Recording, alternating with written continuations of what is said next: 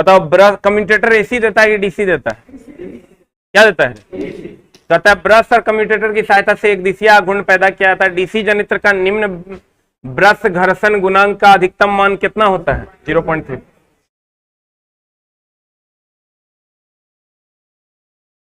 अब कहता है ईएमएफ इक्वेशन।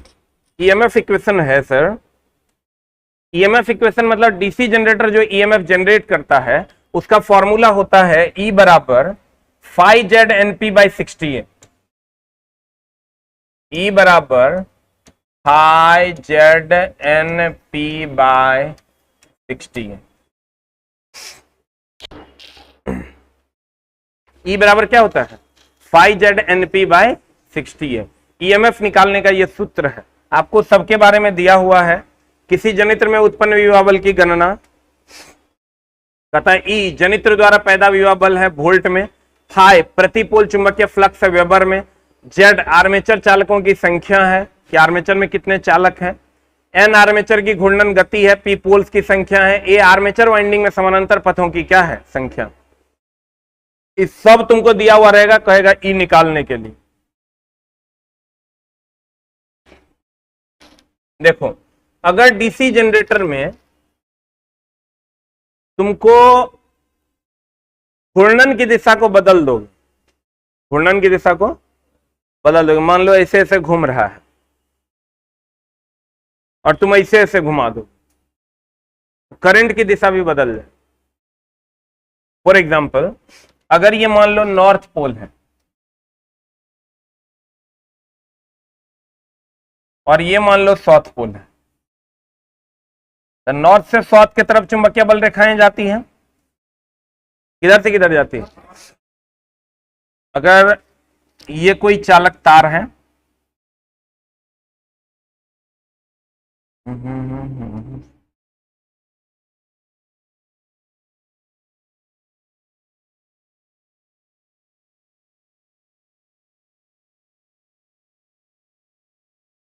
अभी धारा, अभी घूर्णन की दिशा ये है, इधर बल लग रहा है तो ऐसे ऐसे घूमेगा, इधर बल लगेगा तो ऐसे ऐसे घूमेगा। अरे ये बल कौन दिखाता है? ये धारा को, ये बोलो ना रे, ई किसको दिखा रहा है? ई आई, अरे बोले थे भाई सबसे ज्यादा बलशाली ये है, ये बल को दिखाएगा, ये चुंबकीय क्षेत्र को दिखा रहा है, और ये किसको दिखा रहा है? तो मेरे दोस्त, अगर अभी धारा की चुंबकीय क्षेत्र की दिशा ये है, अब विद्युत धारा की दिशा ये है, लगने वाला बल ये है, ऐसे घूम रहा है। अगर हम लगने वाले बल को, अभी धारा की दिशा ये है, लगने वाले बल को पलट दें, तो बताओ धारा की दिशा भी पलट जाएगी। अब जनरेटर ऐसे ऐसे घूमेगा, धारा ऐसे ऐसे जाएगा, बोले मैं नहीं करेगा। अभी बताओ, अभी धारा की दिशा नीचे की ओर है,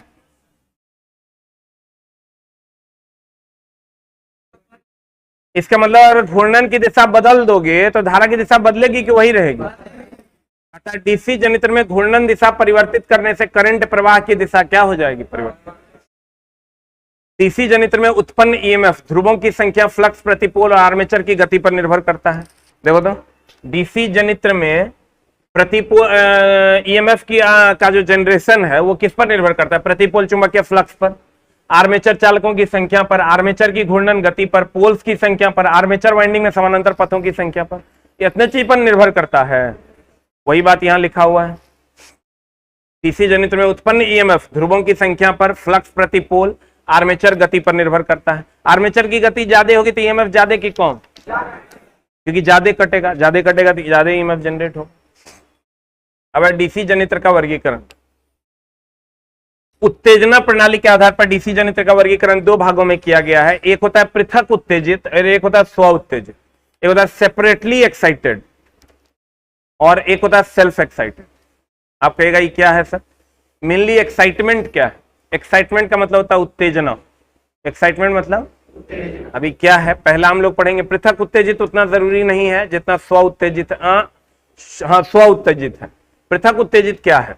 मेनली पृथक उत्तेजित ही जरूरी है, स्व उत्तेजित का कोई काम नहीं है, अब उसका यूज नहीं होता है। ये मामला क्या है देखिए, बड़ा सिंपल सा फैक्ट है, लेकिन समझ में आए तो, नहीं समझ में आएगा मामला अति संवेदनशील भी है, इसलिए ध्यान से देखना। जनरेटर जो हम लोग ऐसे, ये नॉर्थ पोल, ये साउथ पोल, नॉर्थ से साउथ की तरफ मैग्नेटिक लाइन ऑफ फोर्स जाएगा, किधर से किधर,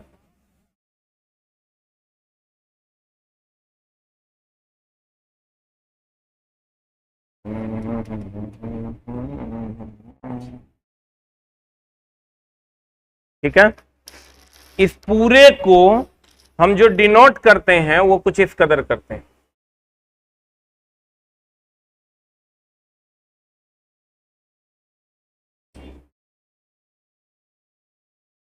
इस पूरे को इस तरीके से डिनोट करते हैं, इन नोटेशन है। जैसे ये बैटरी को ऐसे डिनोट करते हैं, बैटरी को ऐसे डिनोट करते हैं, वैसे ही इसको ऐसे डिनोट करते हैं। अब देखिए कहता है पृथक उत्तेजित। अब मामला क्या है कि ये तो आपका लोड है, लोड मतलब सर,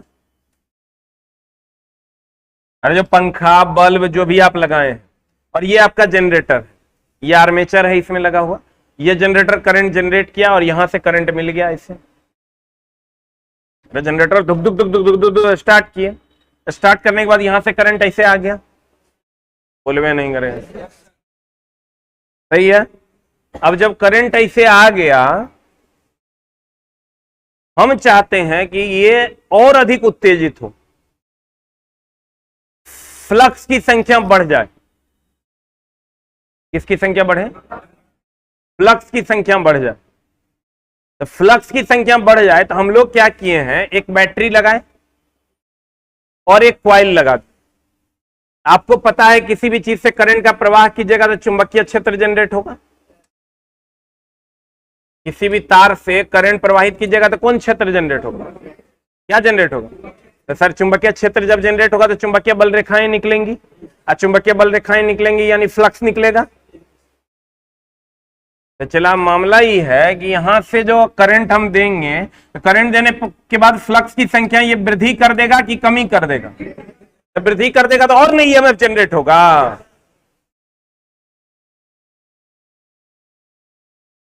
बोलो रे, अगर वृद्धि कर देगा, अगर यहां से हम करंट दिए और ये वृद्धि कर देगा करंट की मात्रा को, तो और ज्यादा ईएमएफ जनरेट होगा। बोलवे नहीं करें ना, बुझवे नहीं क्या? देखो इसमें अभी नॉर्थ पोल और साउथ पोल है ना रे। हम क्या करेंगे, इसमें एक और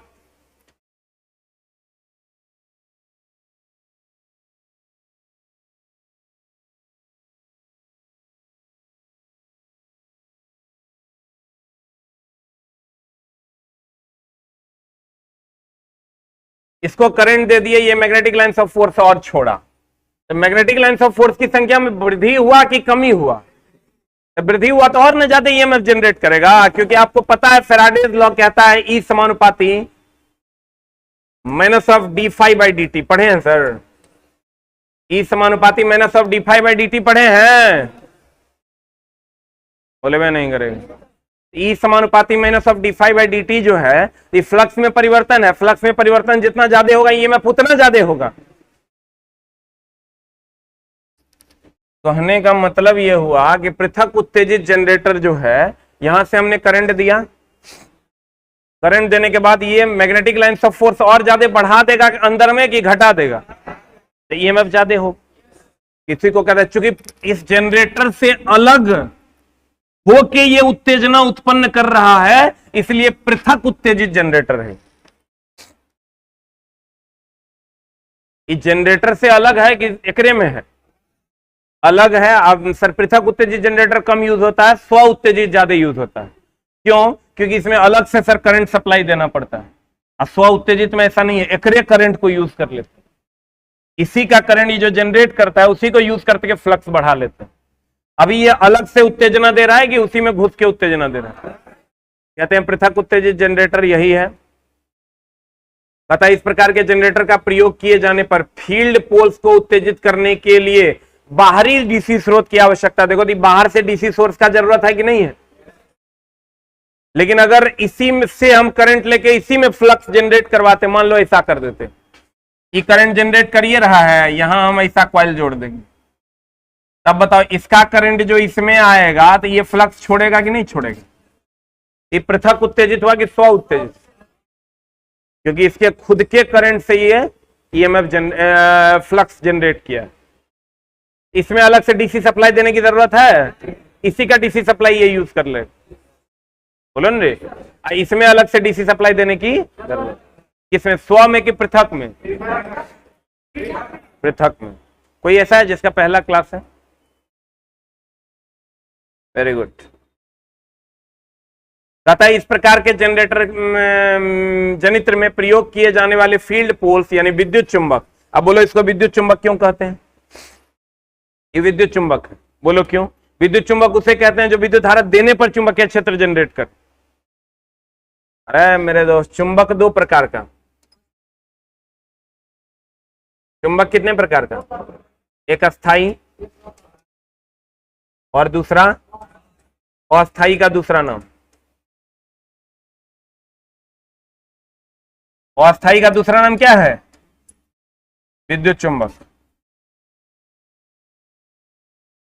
अस्थाई का दूसरा नाम? अस्थाई का दूसरा नाम कौन? चुंबक। क्यों? विद्युत देने पर चुंबकीय क्षेत्र जनरेट होता है। याद आ रहा है कुछ? अस्थाई चुंबक वो चुंबक होता है जिसमें विद्युत धारा दो नहीं दो चुंबकीय क्षेत्र होवे करें। अस्थाई चुंबक वह चुंबक होता है जिसमें विद्युत धारा देंगे तो चुंबकीय क्षेत्र होगा, विद्युत धारा नहीं देंगे चुंबकीय क्षेत्र नहीं होगा। बोलन रे। कहते हैं पृथक उत्तेजित जनरेटर। पृथक उत्तेजित मतलब होता है सेपरेटली एक्साइटेड। बोलन रे। इसमें क्या होता है कि इसमें करंट देंगे तब नहीं ये मैग्नेटिक लाइन से फोर्स जनरेट करेगा। बोलन रे।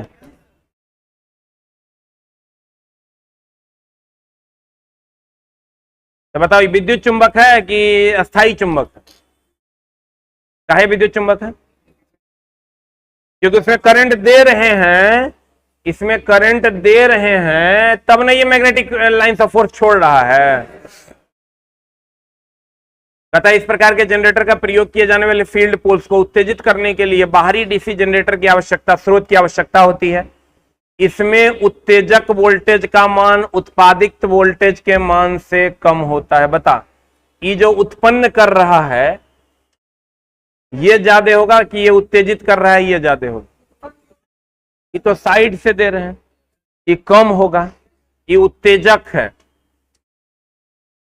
उत्तेजक ज्यादा होगा कि उत्पादित ज्यादा होगा? कौन ज्यादा होगा? उत्तेजक ज्यादा होगा कि उत्पादित? क्योंकि ये उत्पादित कर रहा है मैक्सिमम ना जनरेट करेगा। इसमें तो सिर्फ हेल्प के लिए हम इसको दे रहे हैं। उत्तेजक का ज्यादा कि उत्पादित का ज्यादा?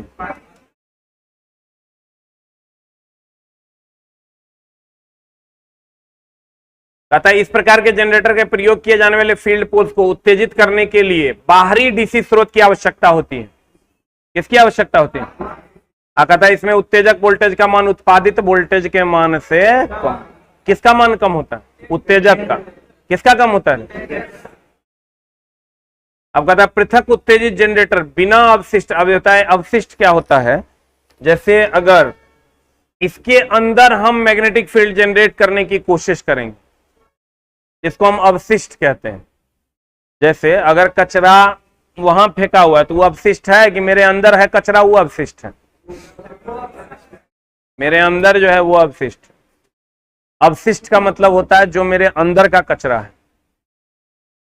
हमको ही बताओ, इसमें अब इसके अंदर मैग्नेटिक फील्ड जनरेट करने के लिए कचरा लगाते हैं ही कि इसके अलग रहता है? ये मैग्नेटिक फील्ड जनरेट करने वाला जो रहता है इसमें अलग रहता है कि उसके अंदर रहता है? छोटा इसके अलग न है।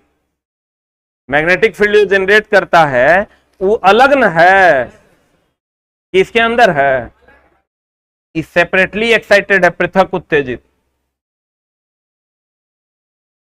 ध्यान से देखना, ये पृथक उत्तेजित है तो इसमें जो ये कचरा है ये अलग है कि इसके अंदर है? अलग है, अलग है। इसको कहते हैं अवशिष्ट। क्या कहते हैं इसको? अब बताओ, ये अलग, अवशिष्ट मतलब एक्स्ट्रा समझ लो। ये अवशिष्ट चुंबकत्व तो इसके अंदर होता है क्या? होता है क्या? लेकिन स्व उत्तेजित में होता है। कहते हैं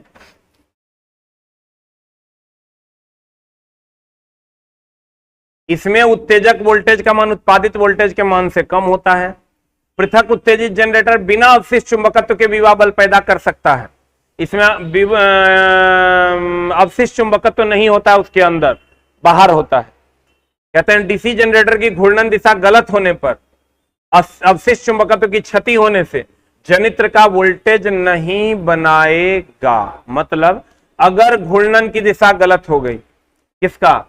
डीसी जनित्र की घूर्णन दिशा गलत हो जाए या अवशिष्ट चुंबकत्व में क्षति हो जाए, मतलब यहां जो आप सर ये इसमें कंप्लीट क्षति हो जाए, इसकी घूर्णन दिशा गलत हो जाए, तो ये करंट नहीं बनाएगा कभी भी सर। घूर्णन की दिशा बदल जाए, एक्साइटमेंट जो हम लगाए हुए हैं, एक्साइटमेंट जैसे पंखा में भी एक्साइटर लगा हुआ है, कंडेंसर।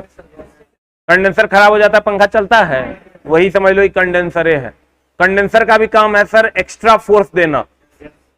जो काम अगर कभी कंडेंसर खराब हो जाता तो हम लोग पेन लगा के ऐसे धक्का देते, बोलन रे। अरे कभी कंडेंसर खराब हो जाता तो पेन लगा के ऐसे धक्का दिया है? बोले में नहीं करेगा। तो वही धक्का देने का काम ही करता है, ठीक है। तो ये एक्साइटर अगर ये खराब हो जाएगा तो ये जनरेटर ईएमएफ जनरेट नहीं करेगा।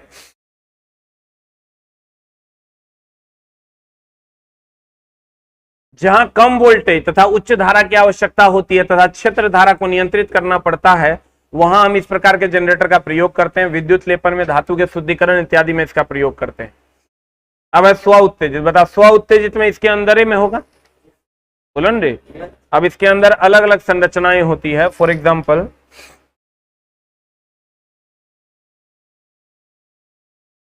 जैसे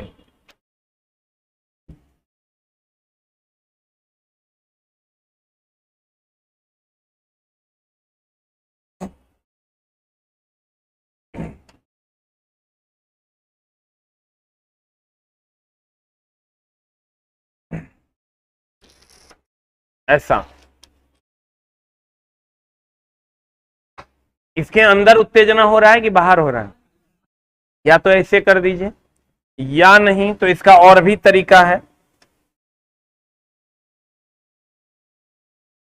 यहां लगा दीजिए, तब भी ये मैग्नेटिक लाइन से फोर्स छोड़ेगा। यहां भी लगा दीजिए, ज्यादा दिक्कत है तो यहां भी लगा दीजिए, बोलन रे। एक्स्ट्रा लाइन ऑफ फोर्स जाएगा, एक्स्ट्रा लाइन ऑफ फोर्स जाएगा तो ईएमएफ और जनरेट होगा, बोलन रे। स्व हुआ कि पृथक हुआ? इसमें अवशिष्ट चुंबकत्व तो इसके अंदर ही होगा कि बाहर होता है? हाँ प्यारे मित्र, ये तुमको हम 4 बार पढ़ाएंगे। सेम चीज 4 बार आएगा, तब धीरे धीरे एडजस्ट होगा। जैसे क्षति को 4 बार और पढ़ाएंगे कि हिस्टेरेसिस क्षति, ईडी धारा क्षति वगैरह वगैरह, वैसे ये भी 4 बार और लिखा हुआ है। 3 बार तो कम से कम लिखा हुआ होगा किताब में। फिर वहां जाएंगे, फिर इस पर चर्चा करेंगे, तब धीरे धीरे समझ में आएगा। कहता है इस प्रकार के जनित्र में फील्ड पोल्स को उत्तेजित करने के लिए बाह्य विद्युतीय स्रोत की आवश्यकता होती है कि इसी का विद्युतीय स्रोत यूज कर लेते हैं। कहते हैं यह भी 2 प्रकार का होता है। कितने प्रकार का होता है? एक अस्थायी चुंबकीय जनित्र, जिसका हम उपयोग नहीं के बराबर करते हैं, हम लोग अस्थायी का यूज करते हैं। इसमें चुंबकीय क्षेत्र स्थापित करने के लिए अस्थायी चुंबक का प्रयोग। फॉर एग्जाम्पल, अगर ये मान लो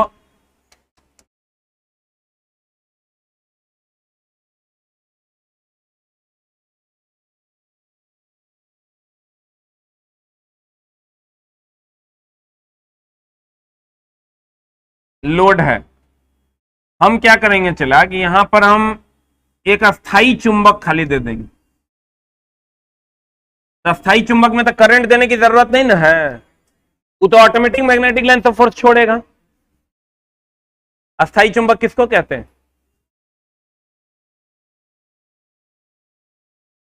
जिसमें हम करंट दे ना दे मैग्नेटिक लाइन ऑफ फोर्स छोड़वे करेगा, बोलन रे। ये अस्थाई चुंबक को हुआ, कहता है इसमें चुंबकीय क्षेत्र स्थापित करने के लिए, ये मैग्नेटिक फील्ड जनरेट करने के लिए अस्थाई चुंबक का प्रयोग किया जाता है। किसका प्रयोग किया जाता है? देखो, ये परमानेंट मैग्नेट का प्रयोग किया जाता है इसी के अंदर। कहता है ये युक्ति डायनमो आदि छोटे जनरेटर में होता है, छोटा मोटा जो जनरेटर होता है उसमें हम लोग इसका प्रयोग करते हैं।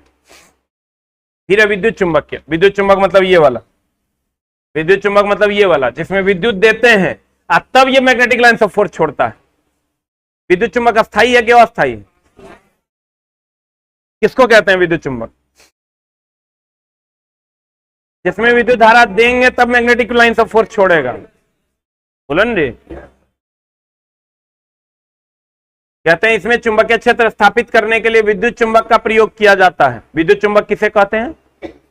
जिसमें करंट देंगे तो मैग्नेटिक लाइन ऑफ फोर्स होगा, करंट नहीं देंगे तो मैग्नेटिक लाइन ऑफ फोर्स नहीं। तुम चला एकदम टेंशन, थोड़ा थोड़ा समझने की कोशिश करो। तुमको कभी अभी कि तुम एक बार पैसा दे दिया, जितना बार पढ़ेगा कभी पैसा नहीं लेंगे, ठीक है? लेकिन पढ़ लो, पढ़ के समझने की कोशिश करो। हवा में फायरिंग करने से नहीं होगा, धीरे धीरे धीरे धीरे चीजें समझ में आएगी। लेकिन नहीं समझ में आएगा तो और पढ़ेंगे और पढ़ेंगे, लेकिन एक ही चीज जब 4 बार पढ़ोगे धीरे धीरे समझ में आने लगेगा तुमको कि मामला क्या है। पहली बार में किसी को नहीं बुझाता है, लेकिन धीरे धीरे समझ में आने लगता है। जब चीजें आपको धीरे धीरे रिकॉल होना शुरू हो जाएगी तो आपको समझ में आएगा। बताओ, अभी हम अस्थाई चुंबक है, विद्युत चुंबक है, वो थोड़ा नहीं याद आ रहा है, इसलिए कि तुम सीधा एक ड्यूटी समझता है कि हमको जाना है 4 बजे, अब फिर 4 बजे 4:15 बजे जाना है, 5 बजे चल आना है, फिर ओकर बाद किताब को छूना नहीं। अभी तो उसी जुगाड़ में तो चला, कुछ तो देखना पड़ेगा। 15 मिनट 20 मिनट आधो घंटा तुम देखोगे। हम बार बार बोलते हैं यूट्यूब पे सर्च करो, जो टॉपिक तुमको दिक्कत होता है उसको यूट्यूब पे सर्च करोगे, वीडियो दिखाई देगा तुमको, वीडियो देखो, और ज्यादा धीरे धीरे तुम्हारा कॉन्सेप्ट क्लियर होगा, और ज्यादा धीरे धीरे तुम सीखोगे, ठीक है?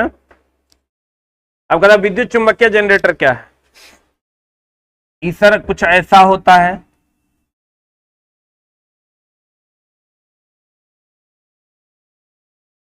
यार मेरा नफरत लाइक, बताओ, इसमें हम करंट देते हैं तब ये मैग्नेटिक लाइन ऑफ फोर्स छोड़ता है, रे ईएमएफ जनरेट हो जाएगा। कहते हैं इसमें चुंबकीय क्षेत्र स्थापित करने के लिए किसका प्रयोग किया जाता है? किसका प्रयोग किया जाता है? विद्युत चुंबक का प्रयोग किया जाता है। अब क्षेत्र वाइंडिंग संयोजन विधि के आधार पर यह मुख्यतः 3 प्रकार का होता है, एक श्रेणी, एक संट, एक कंपाउंड। कंपाउंड कुंडली जनित्र। अभी देखो क्या है, इस श्रेणी का मतलब हुआ यहां एगो क्वाइल लगा देंगे, इस श्रेणी हो गया, यहां लगा देंगे तो इस संट हो गया, अब दोनों जगह लगा देंगे तो कंपाउंड हो। हाँ लगाने 20 जगह लगा देंगे, भारियों ना होगा रे। अब जनरेटर पता चला कि 5 क्विंटल के हो गया, सर यहां एगो लगा दिया सीरीज हो गया, यहां नहीं लगाएंगे सिर्फ यहां लगाएंगे कंपाउंड हो गया, संट हो गया। आज दोनों जगह लगा देंगे कंपाउंड हो गया। कंपाउंड भी 2 प्रकार का होता है, डिफरेंशियल, एक्यूमुलेटिव। देखो ये सीरीज था,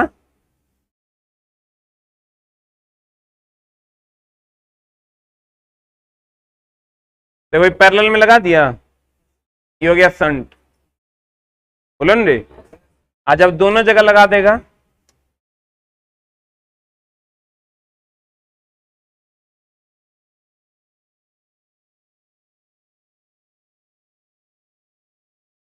पट जाए।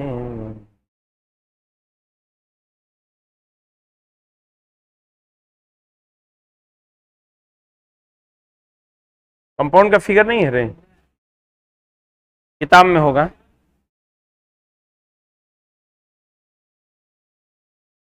देखें,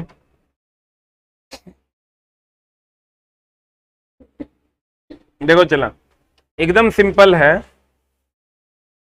अगर सीरीज होगा, एक्साइटमेंट 2-3 प्रकार का होगा।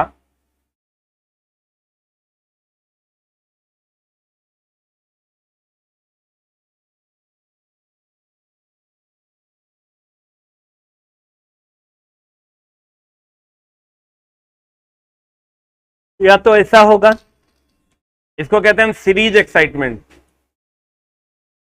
एक्साइटमेंट मतलब मैग्नेटिक लाइंस ऑफ फोर्स को बढ़ा देना, बोलो ना रे। एक होता है संट,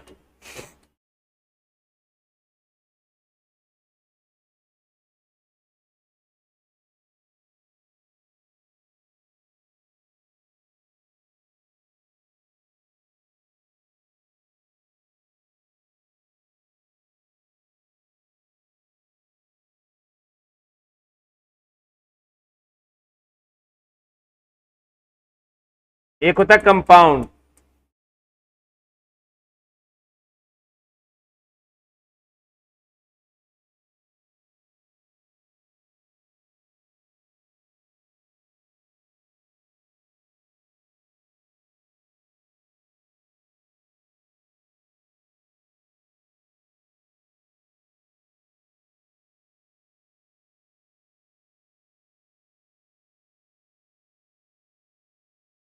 ये तीन होता है। सबके सर एडवांटेज भी हैं, डिसएडवांटेजेस भी हैं। इसका अपना एडवांटेज है, इसका अपना एडवांटेज है, इसका अपना एडवांटेज, सबका अलग अलग डिसएडवांटेज। जैसे सर आप जो काम चाकू से कर सकते हैं वही काम तलवार से भी होगा, लेकिन दोनों का एडवांटेज और डिसएडवांटेज है। कदुआ को तलवार से नहीं काटेंगे, काटेंगे क्या? कदुआ को जब भी काटेंगे किससे काटेंगे? चाकू से, ठीक है। तो सब जगह सबका यूज नहीं करते हैं, जहां जिस चीज का यूज करना चाहिए वहीं उसका यूज करेंगे। अब आप कहिएगा सर इसके क्या एडवांटेजेस हैं, इसके क्या डिसएडवांटेजेस हैं? सबके अलग अलग एडवांटेज डिसएडवांटेज है, ऐसा आप नहीं कह सकते दोनों तो हथियारे हैं। कभी कोई चीज हो जाता है कि जो कॉस्टली हो जाता है तब हम लोग उसका यूज नहीं करते। फॉर एग्जाम्पल अगर अभी मान लीजिए कि आप जैसे ये लड़का बलिया पहने हुए, हाथ उठाओ, चांदी का है, चांदी का बलिया पहना है, अच्छा तो लेकिन सोना वाला लगता, सोना वाला थोड़ा सुनहला लगता, थोड़ा अच्छा लगता देखने में, लेकिन नहीं पहन रहा है इसलिए कि बच्चे के पास पैसे की दिक्कत है, एफोर्ड नहीं कर पा रहा है। तो सर हर जगह हर चीज आप कहेगा ये एडवांटेज है तो सब जगह कहीं नहीं यही यूज करते हैं, दूसरा का ही यूज कर रहे हैं। सोना बहुत सुंदर लगता है तो क्या हर जगह यूज करते हैं हम लोग? नहीं यूज करते हैं। सोने के तार की चालकता सबसे कम है, लगा दीजिए आप घर में, एकदम स्मूथली करंट जाएगा। कॉपर थोड़ा तार गर्म भी हो जाता है, वो नहीं होगा, लेकिन सर लगा दीजिएगा जुलूम हो जाएगा, नहीं हो जाएगा? ये वो छोटा सा चेन हम लोग लेते हैं तो उसका दाम 3 लाख है, एकदम छोटा सा चेन, पतला सा चेन आप लेते हैं तो 3 लाख। अभी समझो कि तुम लोग का शादी नहीं ना हुआ है, अगर शादी हो जाएगा तो समझो अगर 25 लाख रुपया दहेज मिलेगा, 20 लाख से कम में अभी अब जेवर नहीं होगा तेरी दुल्हन का, 15 से 20 लाख रुपया कम से कम दहेज। नहीं, तुम लोग डायरेक्टे बोलना कि हमको दहेज नहीं चाहिए, आप अपनी बेटी को जो देना चाहते हैं दे दीजिए, हम नहीं देंगे उसको। तो अगर खाली गहना वो खरीद के दे दे बाबूजी, जुलुम हो जाएगा। कम से कम 15 से 20 लाख, 2-3 लाख से तेरा पता नहीं चलेगा कहाँ चल गया, एकदम नहीं पता चलेगा। 41,000 रुपये भरी है 10 ग्राम का दाम। तो कहने का मतलब ये हुआ कि हर जगह हर चीज का यूज नहीं कर सकते, हर जगह हर चीज का यूज नहीं कर सकते। ये सीरीज एक्साइटेड है तो ये मैग्नेटिक लाइंस ऑफ फोर्स ऐसे छोड़ेगा, ये यहां से भी छोड़ेगा ऐसे, यहां आएंगे तो ये भी छोड़ेगा, ये भी छोड़ेगा। तो तुम कहोगे सबसे बढ़िया तो यही है, तब बहुत ज्यादा एक्साइटेड हो जाएगा वो भी गड़बड़ है। तुम मशीन को पूरा फ्री कर दो, भयानक रोटेशन पे घुमाने लगो, बहुत ज्यादा ईएमएफ जनरेट हो जाए, सब जल जाएगा। तो हर चीज का अलग अलग यूज है।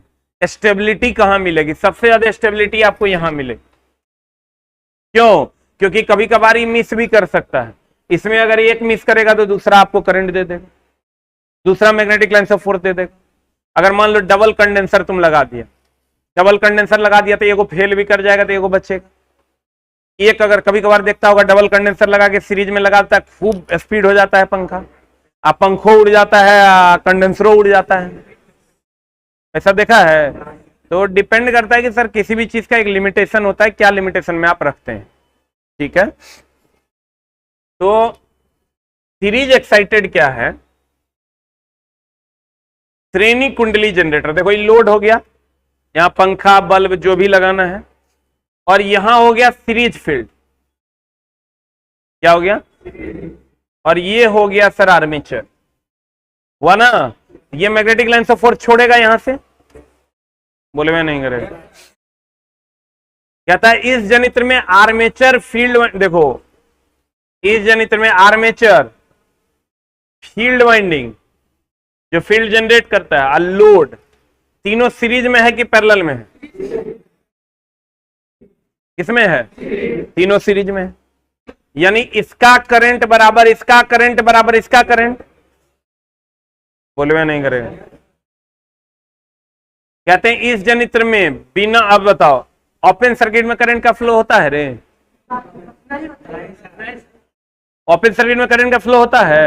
अब तुम यहां से लोड हटा दो, लोड हटा दोगे तो यहां से सर्किट ब्रेक कर जाएगा। अब ब्रेक कर जाएगा तो बताओ तो ये चलेगा? करंट का प्रवाह होगा। कहते हैं यदि इस जनित्र को बिना लोड के चलाना संभव है, बिना लोड के नहीं चलाना चाहिए, क्योंकि ऐसी अवस्था में खुला परिपथ हो जाने के कारण प्राप्त विभव बल में और धारा का मान क्या हो जाएगा? खुला परिपथ में विद्युत धारा का मान क्या होता है? इस जनित्र में फील्ड वाइंडिंग मोटे, अब देखो इसका थोड़ा सा लफड़ा है, एगो है मोटा तार कम लपेटा, एगो है पतला तार अधिक लपेटा। एगो बात बताओ, अगर मोटा तार रहेगा तो कमो लपेटा होगा तो पूर जाएगा,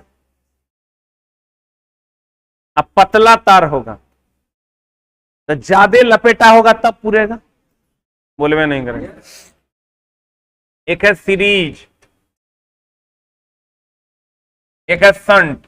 इसके बाद वाला संटे फील्ड जनरेटर न है, तो सीरीज मोटा है कि संट मोटा है? स्पेलिंग देखो ना, अरे सीरीज का स्पेलिंग मोटा है और संट का स्पेलिंग 1 2 3 4 5 है, इसमें 1 2 3 4 5 6, बोले मैं नहीं करेंगे।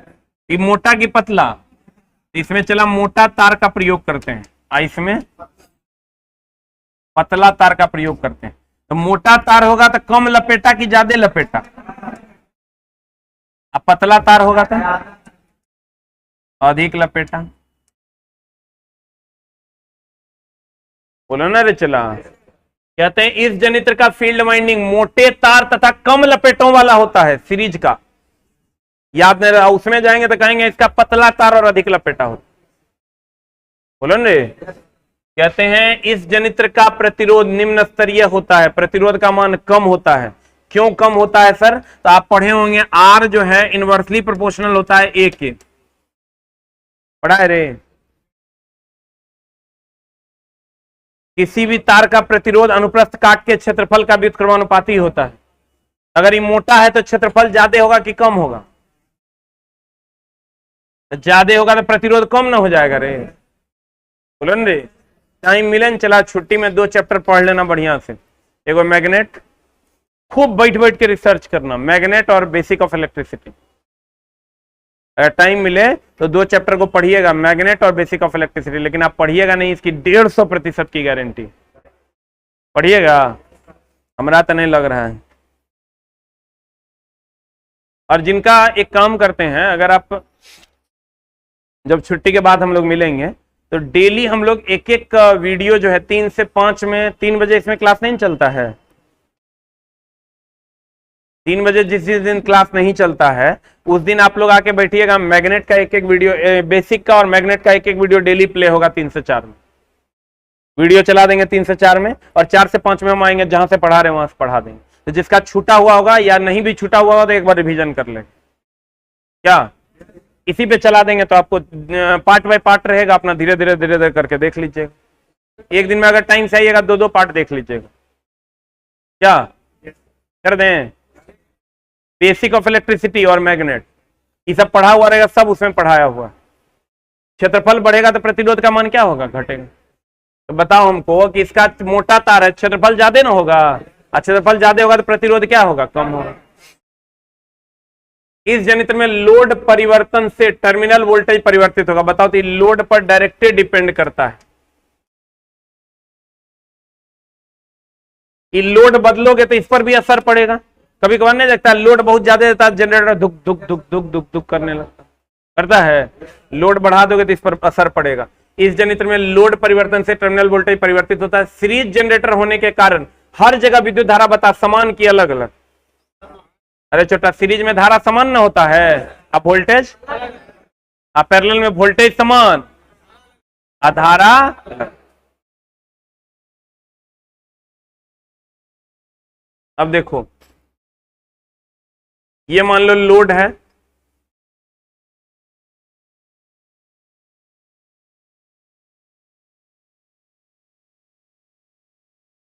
ये हो गया आर्मेचर का प्रतिरोध RA, सीरीज फील्ड वाइंडिंग का प्रतिरोध RSC, और लोड का प्रतिरोध RL, और टोटल EMF जो जनरेट हुआ वो E।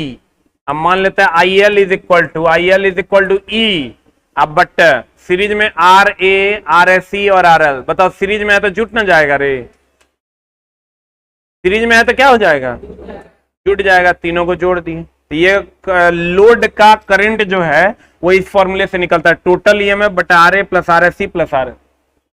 अब कहता है IL क्या है, अरे IL क्या है, लोड धारा। लोड धारा हर जगह सब धारा समान ना होगा रे।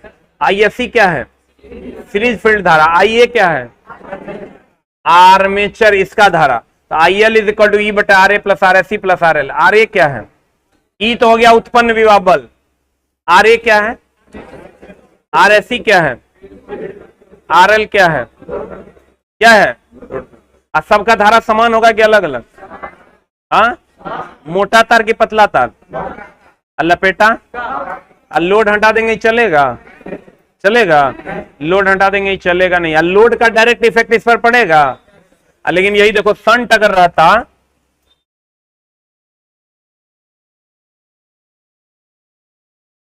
संट रहता न चलाती, लोड हटा भी देखो तब भी देखो क्लोज परिपथ है, लोड हटाने पर भी चलेगा, बोले न रे। लेकिन इस पर हम आगे चर्चा करेंगे अगली कक्षा में। अगली कक्षा आपकी कब है, नहीं, अगला क्लास हो जाएगा आपका, कल पढ़ा के छुट्टी हो रहा है, टेस्ट वगैरह चलेगा कुछ कुछ, और आपका अगला क्लास पड़ता है 18 को, सोमवार है, कोचिंग खुलेगा, 19 तारीख से आपका अगला क्लास होगा, ठीक है। दुर्गा पूजा की छुट्टी है, happy Dussehra to all of you. Online वाले भी, आपकी भी क्लास 19 तारीख से चलेगी।